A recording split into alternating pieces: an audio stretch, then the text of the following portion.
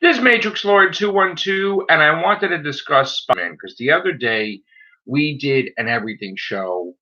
I think it was 2092, and we were talking about Spider-Verse, and I was trying to have a conversation with Scott about how comic book artists don't receive the royalties they should. They may create all these new characters, and then when they make movies stuff like that, that they don't get anything. It's very rare that they do. In fact, like Rob Liefeld will get it for Deadpool and Cable, and maybe a few others might. Like maybe Dan Slott might for Silk, or any other characters he created if they do movies on it. And one of the things that came up in the comment section was David Blythe had tried to correct me, saying that Dan Slott wasn't the one that came up with the concept of alternate realities, that this guy from the animated series was the one who came up with this whole thing, and that Dan Slott like took it from that. And basically, my point is, I'm talking about a topic, and he took the thing off topic. And again, he was wrong totally. And the one thing, look, me and David Blythe talk off air, and I've talked many times about the Spider-Man animated series.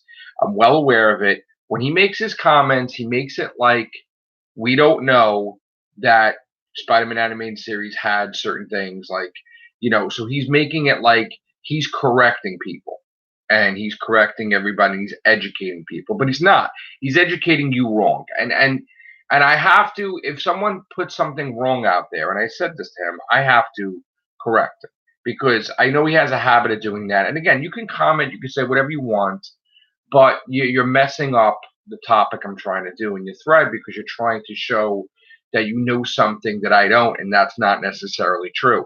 So basically, what I had to educate David Blythe with is the fact that Marvel had a comic called What If, that basically they've been around, I guess, since the 70s, even like a little bit. And there was tons of Spider-Man comics, Spider-Man from alternate realities, that were showcased way before Spider-Man animated series. So I know that he wants to feel great and happy that he's right, but he's wrong, because again, Marvel Comics have been putting out alternate realities for a long time.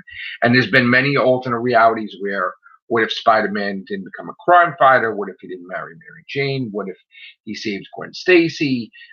There are tons, okay? And I wound up putting tons of comments towards it to show him and educate him, because maybe he didn't know about the comic What If, or that Marvel does alternate realities. And that's the whole thing I ask. If you guys are going to comment, I welcome comments, but know what you're talking about if you're going to comment. If you think you're an expert and you think you're going to like come up and put something on there that's totally not true, I'm going to make it in shambles. I'm going to like basically, discredit that and show it. And basically, there have been tons of What If comics of Spider-Man. There's different realities. They have that Marvel handbook, Marvel Universe handbook. You could check it out. You could check out the year that they showcased this Spider-Man and this Spider-Man. So anything that Spider-Man animated series from the 90s, which I love Spider-Man animated series from the 90s, but it's not the first Spider-Man animated series. It's not the first Spider-Man cartoon. And they did definitely come up with a revolutionary concept of alternate reality. So right off the bat, like, I know he's trying to give credit to this guy from the animated series, and I love animated series, but I had to correct them because that's not true. So you're saying, and again, it ruins the narrative, because the whole thing is that you're saying that every single writer in existence that does an alternate reality is copying off of somebody else. And that's not true at all. And I know he doesn't like Dan Slott. So I felt that his emotions got the better of him, and he jumped the gun and he put out something stupid. So I had to basically tell him. And I am grilling him because he deserves it, because he does this all the time. And he's kind of quite short with people, and he doesn't realize he's doing it. But then when he apologizes behind closed doors and doesn't go out in the open and say it. So, yes, he did put his foot in the mouth, like he said to me. And I am going to put it out there, and it has to be. Okay. So, again, What If comic showcased a lot of different superheroes, not just Spider-Man. And yes, Dan Slott did do the Spider-Verse. And my point, what I was trying to say is, like, when Spider-Verse came out, the movie, Of course, he had to pay and go see it. He couldn't see it for free.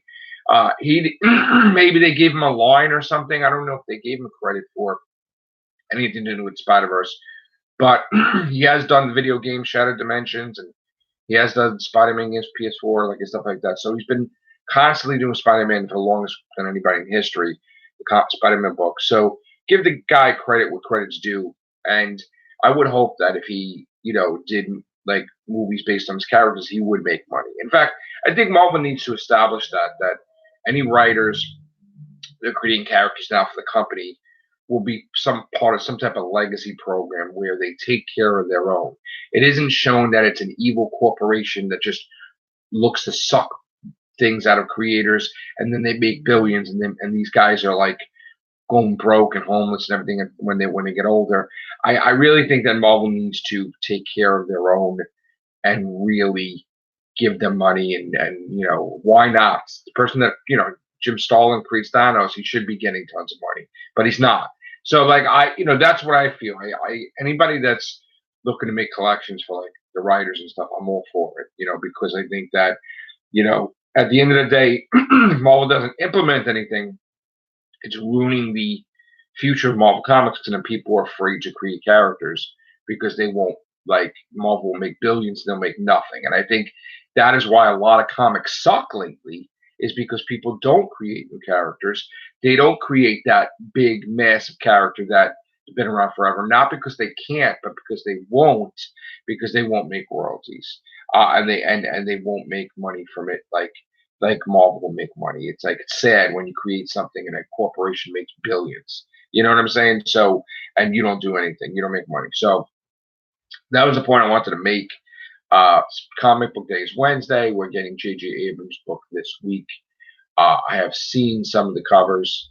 I have held them in my hand. Very nice.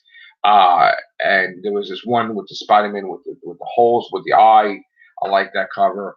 I also like the Absolute Carnage cover with the Red Goblin. Definitely want that. So I'm going to be getting comics on Wednesday, and I can't wait because that's like my favorite time. Yesterday, I had to work overnight, so I missed you guys' tweets about Doctor Who, and there was like a whole bunch of stuff going on. I'll try to get caught up before I go to work today, and then everything will be back to normal Wednesday. So Spider-Man, there's like a whole bunch of stuff coming out. I think Friendly Neighborhood Spider-Man 12. I have to get caught up with that. I do like what they're doing with the storyline lately. I do like Amazing Spider-Man a lot. And Absolute Carnage has been excellent. I do love the covers. I'm going to try to get some covers. The one thing that I'm mad about is that Absolute Carnage is coming around the same time as Powers of X and House of X, and I would really wish that Marvel would just space it out where we wouldn't have a crossover on top of crossover.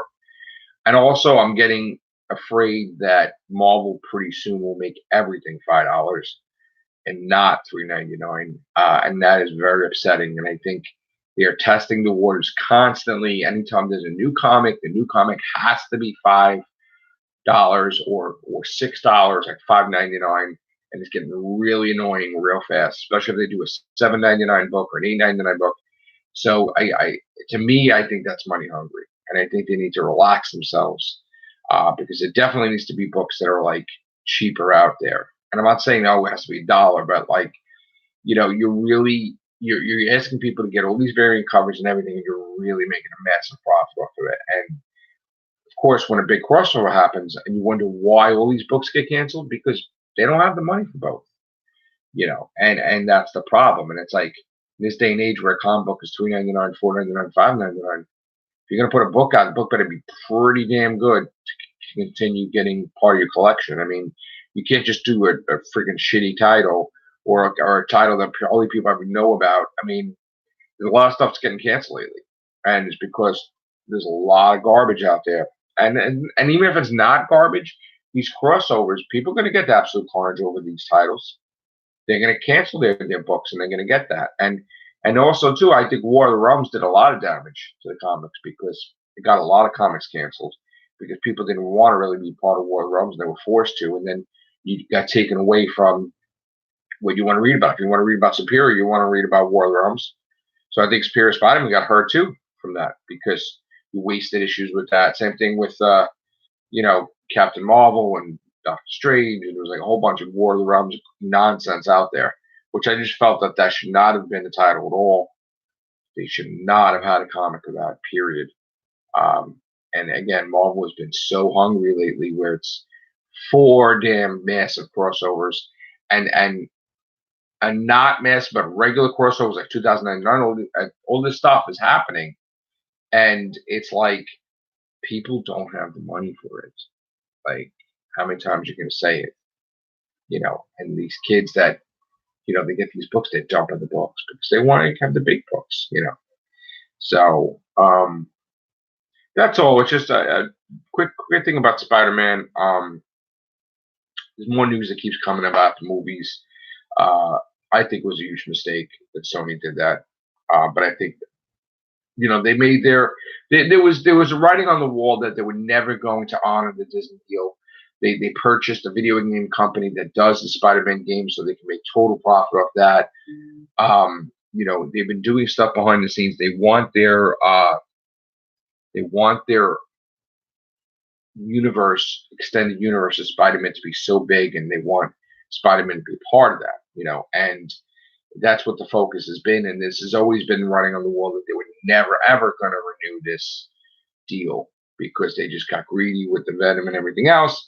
And I think it's going to blow up in their face. I honestly do. And even they were doing shady stuff too, like having another comic book universe like Valiant. They were going to do that while they're working with Marvel, which is kind of disrespectful, I feel. But now I think they're not doing Valiant anymore. I don't know what the story was behind that. I think they lost it or they gave it up or something.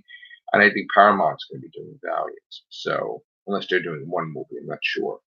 The Deadshot though was pretty much done or something or whatever. So that's pretty much it. Let me just see what's going on. Again, stuff popped in.